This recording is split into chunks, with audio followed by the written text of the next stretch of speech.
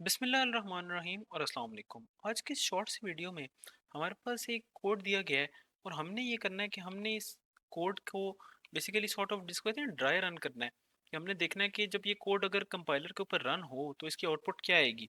ठीक है, तो हमने अब ना इसको ना अपने पेपर्स के ऊपर रन करके बस ये देख लेना है। तो कोड में वो कहता है ये है कि right the output of the following code. तो बेसिकली वही बात जो मैंने की कि आपने इसको ड्राई रन करना है और आपने बताना है कि जब ये रन होगा किसी कंपाइलर पे किसी कंप्यूटर पे तो इसकी आउटपुट क्या आएगी।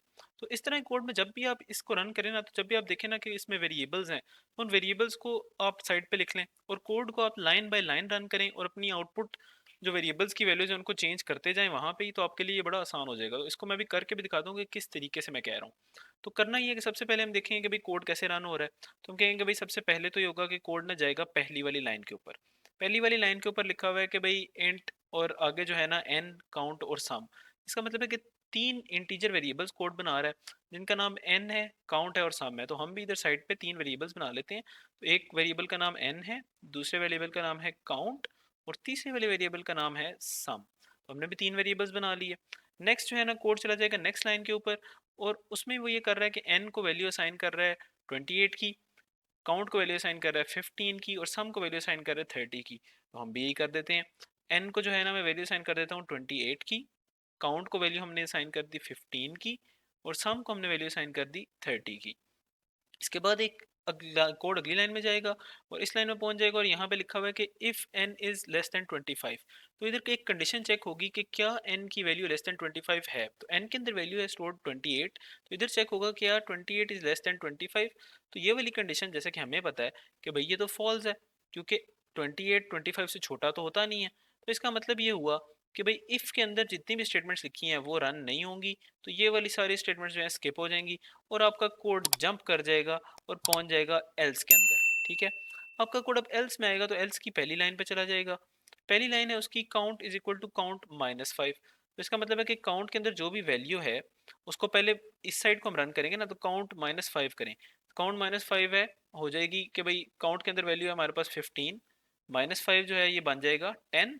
और वो कह रहा है इसी वैल्यू को जो भी अब रिजल्ट आया है इसको आप काउंट को असाइन कर दें। तो इसका मतलब है कि काउंट के अंदर जो वैल्यू है वो चेंज हो जाएगी और वो 15 से बन जाएगी 10। सही है। इसके बाद नेक्स्ट लाइन रन होगी। नेक्स्ट वाली लाइन में हमारे पास लिखा हुआ है कि sum is equal to sum plus by n. ठीक है, तो इस वाली लाइन पे हम आएंगे तो अब sum is equal to sum plus by n है। तो इसका मतलब है कि सम के अंदर जो भी वैल्यू है उसमें एन को ऐड कर दिया जाए। ठीक है, तो एन जो है उसकी वैल्यू 28, सम के अंदर है 30। तो सम की वैल्यू अब चेंज हो जाएगी और सम के अंदर वैल्यू बन जाएगी 30 प्लस 28 जो कि बन जाता है 58। ठीक है, फिर कोड जो है ना अपनी अगली लाइन पे चला जाएगा इस वाली लाइन पे और यहाँ पे लिखा हुआ है कि प्रिंट एफ। अब जब भी प्रिंट एफ आए तो हम एक स्क्रीन सी बना लेते हैं कि भाई जब भी प्रिंट एफ बेसिकली रन भी होता है तो इसी तरह होता है कि भाई जब जो यूज़र होता है उसके पास एक आउटपुट पे स्क्रीन सी आई होती है। तो एक स्क्रीन आ जाएगी यहाँ पे यूज़र के पास, इधर कोई प्रोग्राम का नाम लिखा होगा और कर्सर यहाँ पे आ जाएगा। अब पहले ही जो printf के स्टेटमेंट है उसके शुरू में लगा हुआ है बैकस्लैश n। इस बैकस्लैश n की वजह से कर्सर नेक्स्ट लाइन पे मूव हो जाएगा और पहली वाली लाइन होगी एम्प्टी। ठीक है, तो ये लाइन आप एम्प्टी कर दें और नेक्स्ट वाली लाइन के ऊपर लिखा हुआ है कि काउंट इज इक्वल टू। तो जो टेक्स्ट उधर लिखा हुआ था वो एज सच यहाँ पे आ जाएगा, तो इधर लिखा आ जाएगा काउंट और इज इक्वल टू और आगे लिखा हुआ है परसेंटेज डी और कॉमा काउंट। तो इसका मतलब है काउंट के अंदर जो भी वैल्यू है उसको इस जगह पे परसेंटेज डी की जगह लिखवा दो। अब काउंट के अंदर जो वैल्यू इस टाइम पे स्टोर्ड है वो 10 की है, तो यहाँ पे लिखा आ जाएगा 10। इसके बाद आप चले जाएंगे नेक्स्ट लाइन के ऊपर और नेक्स्ट वाली लाइन के अंदर लिखा हुआ है बैकस्लैश एन। तो कर्सर अभी हमारा लास्टली यहाँ पे था, अब ये बैकस्लैश एन को पढ़ के हमारा कर्सर चला जाएगा इस लाइन के ऊपर और बैकस्लैश एन अब आ गया। अब आगे लिखा हुआ है सम इज इक्वल टू, तो टेक्स्ट तो ऐसा आ जाएगा तो इधर लिखा भी आ जाएगा सम इज इक्वल टू और आगे लिखा हुआ है परसेंटेज डी और सम के अंदर जो वैल्यू है वो इसकी जगह पे आ जाएगी परसेंटेज डी की जगह पे। तो सम के अंदर वैल्यू है जी 58 की, तो यहाँ पे लिखा आ जाएगा 58। तो बेसिकली जो हमारी आउटपुट होगी दैट वुड बी कि पहली वाली लाइन एम्प्टी होगी, दूसरी वाली लाइन के अंदर लिखा आएगा काउंट इज इक्वल टू 10 और तीसरी वाली लाइन जो है उसके अंदर लिखा आ जाएगा सम इज इक्वल टू 58। तो इस तरीके से जब भी आपको इस तरह कोड आए कि सवाल आ जाए कि भाई आपने बताना है कि भाई इस कोड की आउटपुट क्या होगी, तो ये बड़ा आसान सा एक तरीका, आप हमेशा जेनेरिक इसके स्टेप्स याद रखें।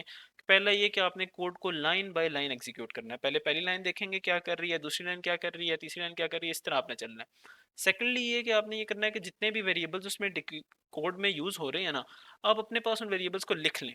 ठीक है, तो जैसे हमने यहाँ पे इन वेरिएबल्स को लिख लिया और फिर जब जब उनकी वैल्यू चेंज हो रही है, अपडेट हो रही है, आप साथ साथ अपने पास कोड में उनको अपडेट करते जाएं। तो फिर जब भी वो कभी प्रिंट होंगे, किसी कंडीशन में यूज होंगे, किसी कंपैरिजन में यूज होंगे, किसी और वेरिएबल को साइन होंगे, तो आप साथ ही वो वाला चेंज अपने पास भी कर लें। तो इसलिए आपके पास जो है ना रन करना उसको बड़ा आसान हो जाएगा। फिर जब आप प्रिंट एफ पे पहुंचेंगे तो आपको पता होगा कि किस वेरिएबल में क्या पड़ा हुआ है और आप वो प्रिंट दिखा देंगे वहां पे। तो ये था इसका एक छोटा सा सवाल जिसमें हमने ये देख लिया कि भाई इस तरह के कोड्स को हम रन किस तरीके से करते हैं। तो आई होप कि आपको इसकी अच्छी समझ आ गई होगी।